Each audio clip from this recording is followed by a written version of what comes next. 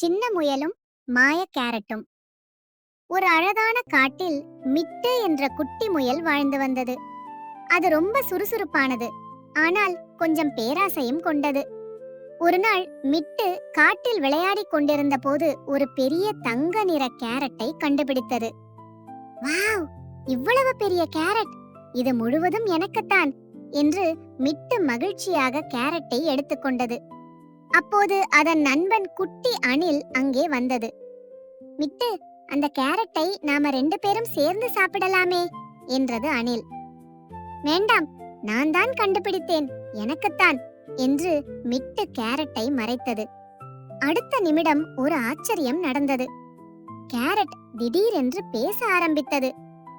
என்னை தனியாக சாப்பிட்டால் நான் சுவையாக இருக்க மாட்டேன். நண்பர்களுடன் பகிர்ந்து சாப்பிட்டால்தான் என் இனிப்பு அதிகமாகும். மிட்டு ஆச்சரியப்பட்டு கேரட்டை அணிலுடன் பகிர்ந்து கொண்டது. இருவரும் கேரட்டை சாப்பிட்டதும் அது உண்மையிலேயே மிகவும் சுவையாக இருந்தது. மிட்டு சிரித்துக்கொண்டே, இனிமேல் நான் எதையும் நண்பர்களுடன் பகிர்ந்து கொள்வேன் என்றது. அணிலும் மகிழ்ச்சியாக மிட்டுவை கட்டிப்பிடித்தது.